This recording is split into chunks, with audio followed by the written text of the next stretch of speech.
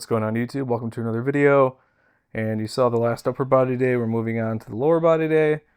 The good old SSB, which is the prime focus and prime mover of this last series and then this one ongoing.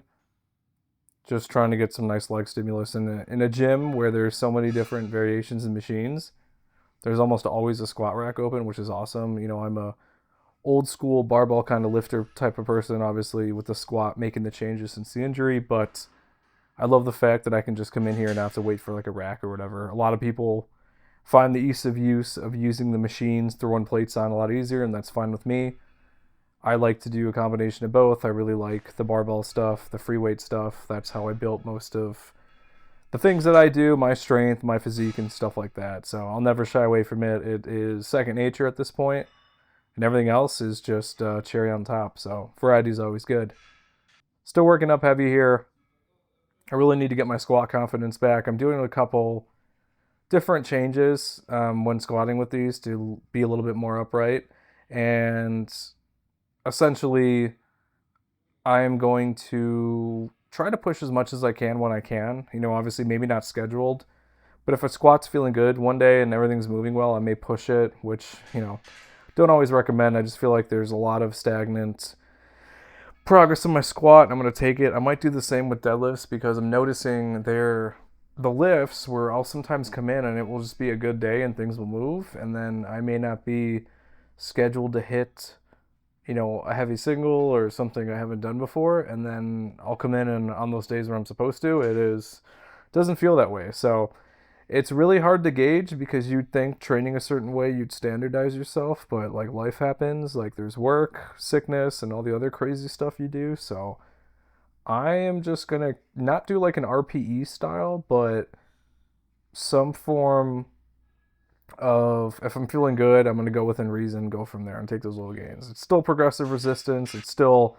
strategic in some way though, but sometimes weights just move and I don't want to waste those days, so that's progress to be had. But anyway, I'm doing 470 on the deadlift here and conventional. So I'm trying to find a good balance because I used to be able to squat and deadlift back to back, vice versa, whichever in a workout, and it not mattered. And lately, it hasn't been that way. So I need to figure out if I need to get back to that or maybe change something else. But slowly but surely, you know, I want to get back to where I'm at. These heavier weights that I have to acclimate myself to, I am trying my best to get back to where I was. And it's honestly, it's a little frustrating because I used to be able to walk in and deadlift and be super confident in it, and then not so much anymore. So I think I just have to get back there. Things are definitely going better since the injury, and I think I'm introducing a lot more volume and work to be done. So ultimately, it's going to take my body time to adjust. And again, we're not in our early 20s where we can just adapt on the fly. So I'm going to keep going, but I'm going to be lifting within reason. I'm going to make sure that I am safe in doing what I'm doing. And if I have to taper back or go forward, I'll do that because we added some substantial weight, you know, from this point on to the belt squat, and it's been great and I like it, but it's almost like leveling up and then needing something a little bit more difficult. So I may spend some time with the belt squat to figure out how I can further sit into the hole. It's a weird movement. And you can see here, for me to go anywhere further, like to really sink into the hole, I'd have to like roll forward on my toes. So I'm not sure what I want to do about this. I've tried to like use my hands, position them lower than what I'm gripping, and just kind of go with the flow. What I may end up doing is, which never done before, I'll have to strip the weight a lot though, is not using my hands on the belt squat and just kind of letting the weight take me. And I wonder if that will be a little bit better of a method to get to a deeper depth. But you know, it's similar to like a Hatfield squat where you've got the weight on your back and you can kind of control depth and everything. But I am curious about other different machines and stuff though. I just figure out what I want to do. We have that swing squat here, which is really cool, but I don't know. It's a different range of motion, sometimes a little bit too much, and it freaking sucks. And it's pretty popular too. So I like a good old belt squat just because it emulates the belt squat. At least this one emulates the squat you would normally be in with like a barbell.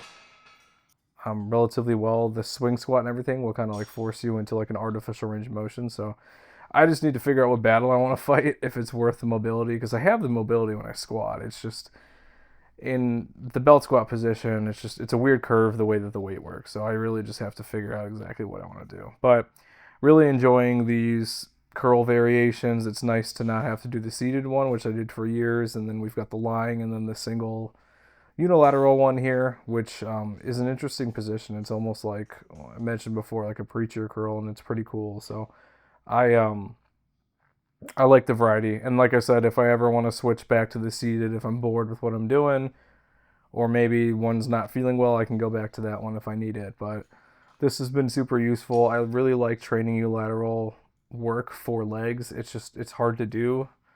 If you wanted to do like a Bulgarian split squat or something, it can just be really taxing. But to be able to do them with a isolation exercise is really freaking cool. So a gym that allows you to do things bilaterally and then laterally is great too. Like I really like this leg extension.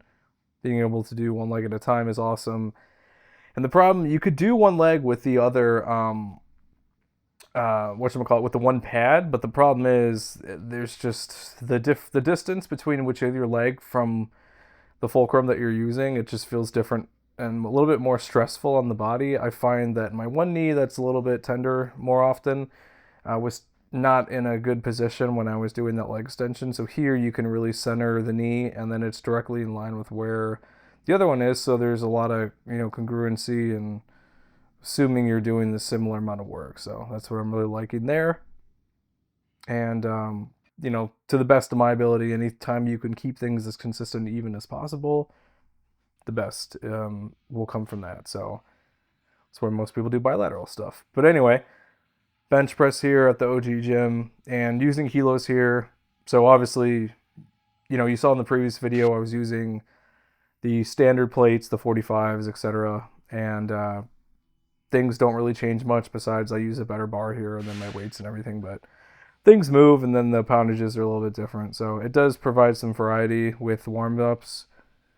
And I don't know. It just depends on what you care about. After a while, weight is weight and the body's trained a certain way. So fine with me. If I ever notice any sort of like taper off in the pound plates, I may just move over to the calibrated plates if I feel like it. But a lot of it is just for convenience. I can get through certain workouts pretty easily just by moving. So yeah, it's fine. And these are moving well too. And I've got an ideal setup here, so if I need to fall back. But bench has been moving well. We really enjoy it. And I just need to find a way to get more out of my bench. Get more confident with that shoulder and arm that was injured and really blow the weight up. That's what I'd like to do. I always felt like I could be a massive bencher. I just have to find that groove and then just kind of go from there. So, it is what it is. And then OHP, obviously. So we're struggling with the OHP, especially when the bench is heavier, but we're going to keep working and trying to improve things. The only thing you can do is make changes and adjust for any sort of difficulty and stuff like that. So I don't know. I'm just trying my best to keep doing the things I want to do in the way that I want to. I'm not going to let that momentum die from trying to get as strong as possible. We just have to figure out exactly what we want to do and what the goals are. So I don't know. But anyway, dumbbell overhead press here. Again, just reinforcing those strength movements, trying to train in different spaces, different planes, alternating the grip here a little bit to get a little bit more range of motion. And with these long forearms, it's very hard to get somewhere deep unless I arch, which that's why I can, hit on bench pretty easily there is when you can get into position. But with shoulders, the more you arch, the more pec involvement, which kind of defeats the whole purpose of isolating shoulders, but here we are. So always done these. I felt if you're going to do the barbell movement, do the dumbbell just to kind of reinforce one another. And then incline bench here, like I mentioned. And the only reason I did the shoulder press before was access to the bench or, fatigue. If my shoulders are starting to feel a little iffy or whatever, I can't get to a weight. So that's really the logic. But sometimes I will mix up the exercise selection and order just to make sure I'm prepared for all of it. Because if you do one exercise, you're slightly depleted compared to the next one. So sometimes a good training strategy can be prioritize those more intensive lifts and then take a little bit more time, maybe take a little bit of weight off of the less intensive, like isolation type of stuff. So, but yeah, that's what it is. Take a look at the training logs here. This is a good way to figure out where we're going and what direction and how that's going. So, like, comment, subscribe. See you in the next one. Thanks for watching the latest video. If you want to help support the channel, I actually own my own wet shaving and grooming e-commerce website where everything's handmade by me. It's www.apexsoaps.com, and you can get a 10% off code using wet shaver. We've got some cool scents here. We've got some Coca-Cola scents, a horchata scent, traditional barbershop, just some really cool stuff. And you can purchase samples or you can buy the whole set. If you have any questions, feel free to reach out via email. Be quick to respond. Thanks for watching.